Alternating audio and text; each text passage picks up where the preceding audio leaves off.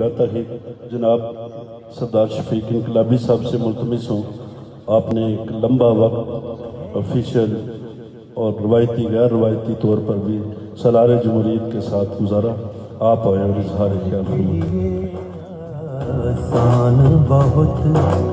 آسان بہت یہ دوری ہے ایک ارادہ۔ نحمدہ و نصلی علی رسول الکریم، اما بعد فاعوذ باللہ من الشیطان الرجیم، بسم اللہ الرحمن الرحیم۔ صدر تقریب، مہمان خصوصی، اسٹیج پر بیٹھے زما، خواتین و حضرات، السلام علیکم۔ یہ تعزیتی ریفرنس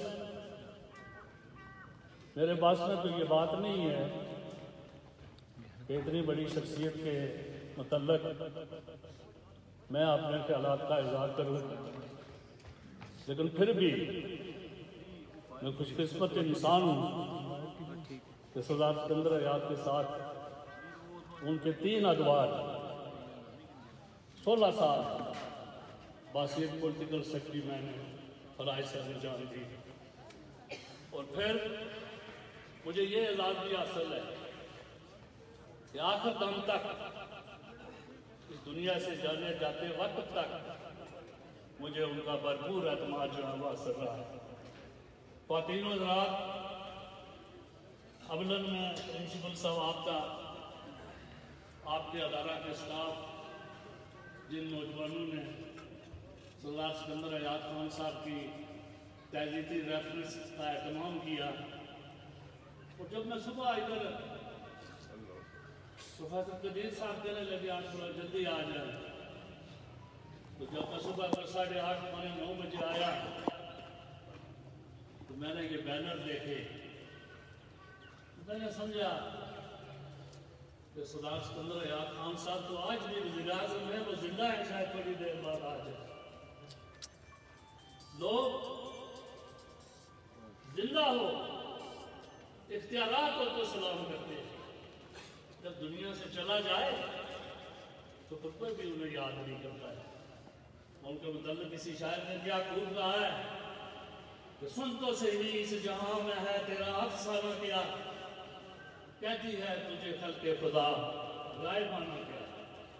خواتین و حضرات، جس جگہ پر یہ فاروق سکندر صاحب، سردار نعیم صاحب آپ جانتے ہیں ریفرنس ہو رہا ہے، یہ ریفرنس یہاں ہونا چاہیے، اگرچہ سیاسی لوگوں کو پہلے کرنا چاہیے تھا، لیکن چونکہ آپ پڑھے لکھے لوگ ہیں، بیوروکریسی کے لوگوں نے یہ نمبر لیا ہے، تو یہ ریفرنس اس لحاظ سے یہاں ہونا چاہیے تھا کہ یہ جو جگہ ہے، طارق صاحب نے بھی بات کی، پوری بات نہ ہو کر سکتی، یہاں کرنا رفت معبود ہوتے تھے یونٹ۔ سردار سکندر حیات خان ابھی وزیر اعظم نہیں تھے، تو انہوں نے ان سے بات کر کے یہ جگہ اور یہ مسجد والی جگہ حاصل کی۔ بعد میں اللہ تعالیٰ نے ان کو وزارت عظمیٰ کا منصب دیا، تو پھر باسیت وزیر اعظم، یہ سب ادارے تھے، یہاں ڈسپنسری تھی، امور امانات کا دفتر تھا، تحصیلدار کا آفس تھا، نائب تحصیلدار تھا، اور پھر صرف ہمارے جماعتی لوگ، ڈائی ہارٹ لوگ، جنہوں نے 85 میں سردار سکندر حیات خان کو ووٹ دیے تھے، ان سب کی جگہ جو ہے وہ کالج میں آ گئی۔ تو انہوں نے نیچے محکمہ خوراک کی جگہ کا ڈی نوٹیفائی کر کے وہاں ان کو جگہ دی، اور یہ ساری جگہ خالی کر کے اس کو پہلے انٹر کالج کا درجہ، پھر ڈگری کالج کا درجہ، اور پھر بلڈنگ بنائی۔ تو میں سمجھتا ہوں کہ اس لحاظ سے یہ حق بنتا تھا کہ یہاں کے پڑھے لکھے نوجوان، بالخصوص پرنسپل صاحب آپ مبارکباد کے مستحق ہیں، میں اپنی طرف سے آپ کا انتہائی شکریہ ادا کرتا ہوں۔ سامعین محترم، میں 3 باتیں کر کے آپ سے اجازت چاہوں۔ ان کی سیاسی زندگی کے متعلق، تعمیر و ترقی کے متعلق بہت ساری باتیں ہو چکی ہیں، انہی باتوں کو دوبارہ دہرانا وقت ضائع کرنے کے مترادف ہے۔ پہلی بات کہ باسیت وزیر اعظم اللہ کی دعائیں ہر ایک بن جاتا ہے۔ آج کل نیازی صاحب بھی وزیر اعظم، بیرسٹر سلطان محمود بھی وزیر اعظم رہے، سردار عبدالقیوم خان صاحب بڑے آدمی، وہ بھی وزیر اعظم رہے، राठौर साहब जी वज़ीर आज़म ने। लेकिन मैं आपको 2-3 मिसालें देता हूं कि वो किस किस्म के वज़ीर आज़म थे। वज़ारत उज़्मा मिल जाती है, वज़ारत उज़्मा को संभालना और फिर इख्तियारात को इस्तेमाल करना, वो मेरे ख्याल में, मैं इसलिए नहीं कह रहा हूँ कि मैं उनके साथ आज़ाद कश्मीर की तारीख हुआ है कि सिकंदर हयात के अलावा आज़ाद कश्मीर में किसी ने बावकायदा वज़ारत उज़्मा नहीं की। 1985 में वो वज़ीर आज़म बने, मुस्लिम कॉन्फ्रेंस के सदर। जिला कोटली में इत्तेफाक ये हुआ कि 4 राजपूत बन गए, 1 मर्द बरादरी का MLA बन गया। बाकी यूसुफ साहब MLA बन गए मुस्लिम लिबरेशन लीग की तरफ से, और मुस्लिम कॉन्फ्रेंस के 4 राजपूत बन गए। जाट और गुर्जर जिला की सियासत से बाहर हो गए, इंतखाबी सियासत से। जिला कोटली में आपको पता है कि गुर्जर बरादरी, जाट बरादरी की अक्सरियत। सरदार सिकंदर हयात खान ने वासिद वज़ीर आज़म बनने के बाद असेंबली के अंदर एक कानून लाया और उसमें उन्होंने स्पेशल सीटें डिक्लेयर की। और जब वो स्पेशल सीटें डिक्लेयर हुई तो फिर कोटली से जो जाट बरादरी का MLA असेंबली में गया, वो शफी जोश साहब और चौधरी याकूब साहब, उनको मेंबर कश्मीर काउंसिल बना के आज़ाद कश्मीर की असेंबली में गुर्जर बरादरी और जाट बरादरी को भी नुमाइंदगी दी। ये उनका सियासी नीयत। वरना और कोई होता तो कहता ठीक है, राजपूत बन के छोड़ो, ये हमारे मुखालिफ रहे। तो देखिए आज़ाद की बात मैं आपको बताता हूँ। आज़ाद कश्मीर में 1987 में बल्दियाती इलेक्शन हुए, और बल्दियाती इलेक्शन में जमाती बुनियादों पर तो मुस्लिम कॉन्फ्रेंस सारे आज़ाद कश्मीर से जीत गए। उस वक्त सिकंदर हयात साहब के दौर में बहुत बड़ी अपोजिशन थी। पेश खुर्शीद उधर मौजूद थे, हयात खान साहब उधर मौजूद थे, चौधरी मजीद थे, ये लतीफ अकबर साहब उधर मौजूद थे, बड़े बड़े लोग यहाँ मौजूद थे। उन्होंने सिकंदर हयात की गवर्नमेंट के खिलाफ साजिश करना शुरू कर दी। बाहर वज़ीर अमूर कश्मीर कासिम शाह साहब, और यहाँ आज़ाद कश्मीर में हाईकोर्ट में हमारे काबिल एहतराम चीफ जस्टिस उस वक्त के मलिक अब्दुल मजीद साहब, वो भी इसका हिस्सा थे, उन्होंने उधर डेरे सामने लगाए। तो सरदार सिकंदर हयात खान ने मलिक मजीद साहब को हाई कोर्ट से सुप्रीम कोर्ट में भेजने के अहकाम दिए। जब वो अहकाम दे चुके तो ये सामने मस्जिद नाल से बात करता हूँ, तो कोई झूठ नहीं बोल रहा हूँ उनके लिए। तो ये सारी अपोजिशन जो है पाकिस्तान में, मोहम्मद खान जुनेजो साहब वज़ीर आज़म थे, उनके पास गए कि मलिक मजीद साहब को सुप्रीम कोर्ट में नहीं करना चाहिए। रात 10 साढ़े 10 बजे का वक्त था, टेलीफोन पर नहीं करता, रिंग बजा, कॉल आई तो जुनेजो साहब डायरेक्ट टेलीफोन पर उन्होंने कहा कि मैं मोहम्मद खान जुनेजो बात कर रहा हूँ, मेरी सरदार साहब से बात कर रहा हूँ, मैं तो काम किया। तो वज़ीर आज़म पाकिस्तान डायरेक्ट। और मेरी किस्मत भी अच्छी थी कि सरदार सिकंदर हयात खान साहब डाइनिंग टेबल पर बैठे थे। मैंने कॉल बुलाई, वो उन्होंने उठाया, बात करने के बाद उन्होंने बुलाया कि वज़ीर आज़म पाकिस्तान डायरेक्ट कैसे? तो मैंने कहा जी उन्होंने डायरेक्ट नंबर टाइप किया है। तो बात उन्होंने ये की कि मलिक मजीद साहब तो हाई कोर्ट में रहने थे। सरदार सिकंदर हयात साहब ने फरमाया कि जुनेजो साहब आप वज़ीर आज़म पाकिस्तान है, मेरे लिए काबिल एहतराम है, लेकिन एक ही बात होगी, मलिक मजीद साहब हाई कोर्ट में रहेगी, सिकंदर हयात वज़ीर आज़म नहीं रहे। क्या मुकाबला है हाई कोर्ट के चीफ जस्टिस और वज़ीर आज़म का? वो मेरी हुकूमत के साथ मुकाबला करता है। तो जुनेजो साहब ने कहा कि नहीं, मलिक मजीद साहब को भेजे, ऊपर आपकी बात जायज। आज कोई है इस तरह का मिजाज? और फिर दूसरे दिन ये हुआ कि जब अमल दरामद आर्डर जारी होना था लॉ डिपार्टमेंट से, तो चीफ सेक्रेटरी साहब जो है वो फाइल उधर अपने पास रखे इस्लामाबाद की तरफ रवाना हो। सुबह 10 बजे सरदार सिकंदर हयात खान ने खलील कुरैशी उनके सेक्रेटरी से उनसे पूछा कि वो आर्डर जारी हुआ, तो उसने कहा जी के चीफ सेक्रेटरी साहब इस्लामाबाद के लिए रवाना हो गए, फाइल उनके पास। उन्होंने कहा सर का पता करो किधर है चीफ सेक्रेटरी, पुलिया से गुजर रहा है। उन्होंने टेलीफोन पर कहा कि ASI को आला चौकी पर जाओ, उससे मेरी बात कराओ। तो आले के ASI से टेलीफोन पर प्राइम मिनिस्टर की बात करवाई गई। प्राइम मिनिस्टर ने कहा کہ بیریئر نیچے کرو، چیف سیکرٹری پار نہیں جا سکتا، پہلے میری بات سنے۔ وہاں سے چیف سیکرٹری نے ٹیلی فون پر بات کی تو انہوں نے کہا واپس آئے آرڈر جاری کر کے جائے، تو دوسرے دن پھر آرڈر جاری ہو گیا۔ آج نیازی صاحب میں کسی پر تنقید نہیں کرتا ہوں، یہ سیاسی نہیں ہے، سب لوگ یہاں پر بیٹھے ہیں۔ پہلے دن عارف شاہ صاحب کا آرڈر ہوتا ہے اور تیسرے دن وزیر منصوب کروا دیتا ہے۔ یہ کیا ہے؟ وزارت اگر کسی نے کی ہے تو وہ سردار سکندر حیات خان نے کی ہے۔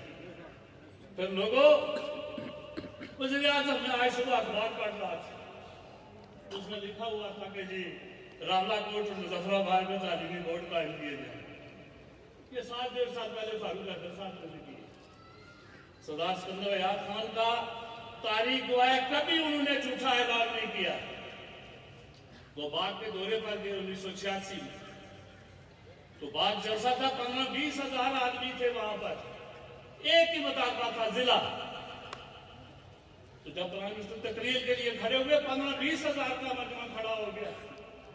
انہوں نے کہا جناب ضلع، اسلم ان کے ساتھ پرائیویٹ سیکرٹری ہوتے تھے، انہوں نے ان سے پوچھا کہ ادھر ساتھ کوئی ٹیلی فون ہے؟ تو اس ہائی اسکول کے گراؤنڈ میں جلسہ تھا، انہوں نے کہا جی دفتر ہے۔ انہوں نے کہا تھانے سیکرٹری سے میری بات کرا۔ وہ جلسہ چھوڑ کے دفتر گئے، انہوں نے فائنانس سیکرٹری کو کہا کہ 20 ہزار کا مجمع ہے، اختیار میرا ہے وزیر اعظم ضلع بنانا، لیکن بتاؤ خزانے کی کیا پوزیشن؟ تو اس نے کہا سردار صاحب آپ ضلع بھی دیں اور 1 کروڑ کا اعلان بھی کریں۔ پھر وہ باغ ضلع بنا۔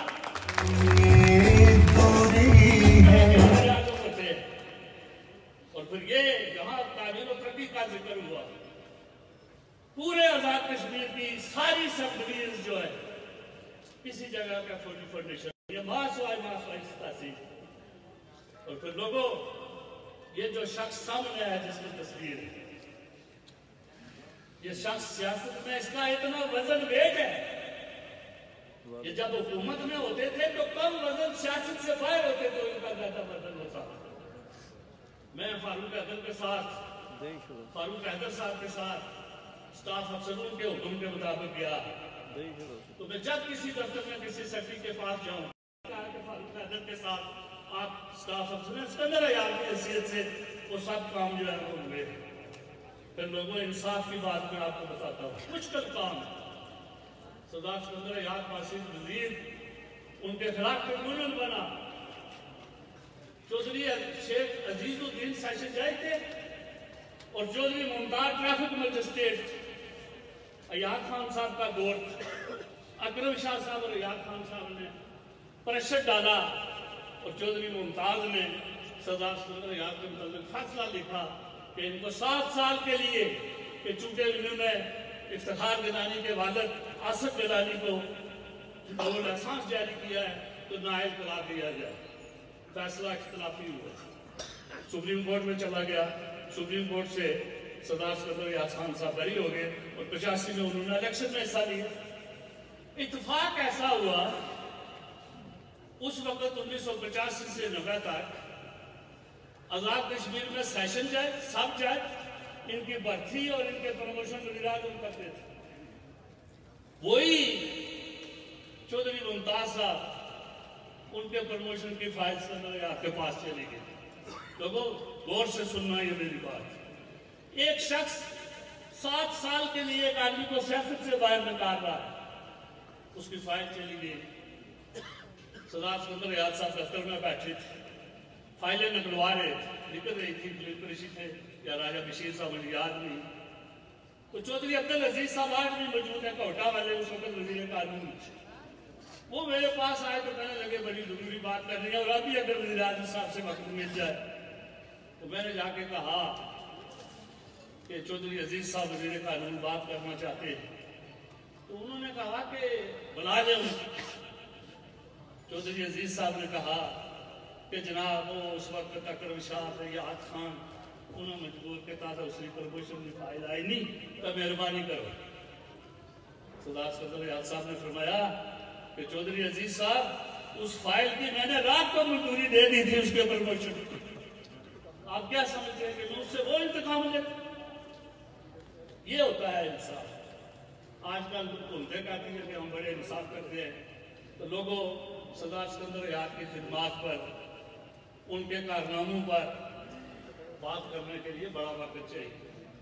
वो बड़े मेहरबान वज़ीर आज़म, उनका नाम जब आता है, मैं अभी टेलीफोन उधर है मेरा पड़ा मुझे है,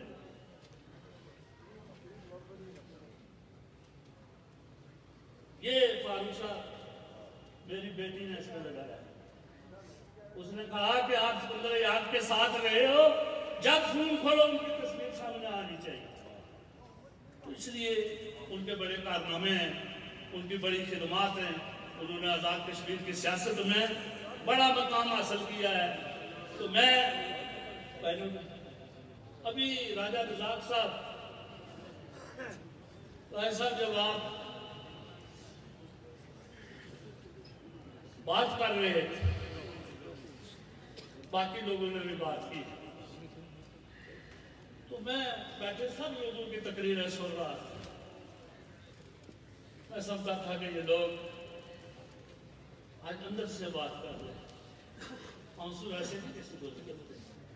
क्या दिया है सिकंदर याद ने साहब?